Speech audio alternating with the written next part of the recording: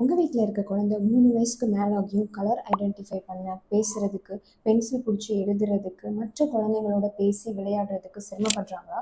அப்போ இந்த வீடியோ உங்களுக்காக தான். இப்போ பார்த்தீங்கன்னா, ஒரு குழந்தைக்கு கற்றல் குறைபாடு இருக்கிறதுன்னு கண்டுபிடிக்கிறது ரொம்ப கஷ்டம். சில குழந்தைங்க ரொம்ப வருஷமாக லேர்னிங் டிசபிலிட்டியோட இருப்பாங்க before they are diagnosed. So அவங்க ஸ்கூலில் கவனிக்க, படிக்க ரொம்பவே கஷ்டப்பட்டிருப்பாங்க. இந்த மாதிரி ஏர்லியரான ஸ்கில்ஸில் டிலே இருந்துச்சுன்னா அவங்களுக்கு லேர்னிங் டிசபிலிட்டி வர வாய்ப்பு இருக்குது. ஸோ இந்த வீடியோவில் தொடர்ந்து பாருங்கள். லேர்னிங் டிசபிலிட்டி என்னன்னா, ஒரு இன்ஃபர்மேஷனை எப்படி புரிஞ்சு அந்த இன்ஃபர்மேஷனை வச்சு எப்படி ஒரு செயலை இம்ப்ளிமெண்ட் பண்ண முடியாதது தான் லேர்னிங் டிசபிலிட்டி அப்படின்னு சொல்லுவாங்க. இதில் ஃபஸ்ட்டு ரீடிங். லேர்னிங் டிசபிலிட்டி இன் ரீடிங்கை வந்து டிஸ்லெக்ஸியா அப்படின்னு சொல்லுவாங்க. ரீடிங்கில் டிஃபிகல்ட்டி இருக்க குழந்தைங்க வந்து டிபிக்கலான ஸ்பீடில் ரீட் பண்ண மாட்டாங்க. ஸ்பெல் மிஸ்டேக்ஸ் வரும். நம்ம என்ன படித்தோங்கிறத அண்டர்ஸ்டாண்ட் பண்ணிக்கிறதுல சிரமப்படுவாங்க. நம்ம என்ன படித்தோங்கிறத ரீகால் பண்ணிக்கவும் சிரமப்படுவாங்க. Next writing. Learning disability in ரைட்டிங்கை வந்து டிஸ்கிராஃபியா அப்படின்னு சொல்லுவோம்.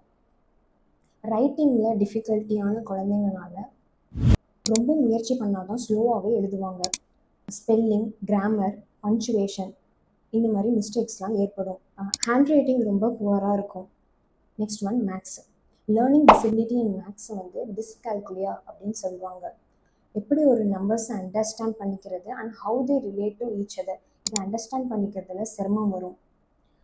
பேசிக் மேக்ஸ் ரூல்ஸ் அண்டர்ஸ்டாண்ட் பண்ணிக்கிறதுல சிரமம் இருக்கும். அண்ட் சிம்பிள்ஸ் அண்டர்ஸ்டாண்ட் பண்ணிக்கிறதுலையும் சிரமம் இருக்கும். Next one speech and language disorder. இதில் வந்து நம்ம என்ன பேசுகிறோம் அண்ட் நம்ம என்ன எழுதுகிறோங்கிறத அண்டர்ஸ்டாண்ட் பண்ணிக்கிறதுல ரொம்ப கஷ்டப்படுவாங்க. இதுலேயும் ரீடிங், ரைட்டிங், டைரக்ஷன்ஸ் ஐடென்டிஃபை பண்ணிக்கிறது, ஆன்சரிங் கொஷின்ஸ் அண்ட் மேக்ஸ் இதுலேயும் சிரமப்படுவாங்க. அண்ட் ஆல்சோ ஆர்டிகுலேஷன் எரர் ஏற்படும். சைல்டுஹுட் அப்ரக்ஷியா இருக்கும். நெக்ஸ்ட் ஒன் நான் வெர்பல் டிஸார்டர். நான் வெர்பல் டிஸார்டர் இருக்க குழந்தைங்க வந்து பேசிக்ஸான லாங்குவேஜ் ஸ்கில்ஸ் இருக்கும். ஆனால் ஒரு திங்ஸ் எங்கே இருக்குதுன்னு அண்டர்ஸ்டாண்ட் பண்ணிக்கிறதுலையும், ஒரு பீப்புள்ஸோட ஃபேஷியல் எக்ஸ்ப்ரெஷனை வச்சு அண்டர்ஸ்டாண்ட் பண்ணிக்கிறதுலையும், ஒரு அப்ட்ராக்ட் கான்செப்ட் அண்டர்ஸ்டாண்ட் பண்ணிக்கிறதுலையும் சிரமம் இருக்கும். அண்ட் அட்டென்ஷன் இருக்காது. அடிக்கடி டிஸ்ட்ராக்ட் ஆகுவாங்க. Like ADHD childrens. Physical coordination and fine motor ஸ்கில்ஸில் டிலே இருக்க குழந்தைங்கள வந்து டிஸ்பிராக்சியா அப்படின்னு சொல்லுவோம்.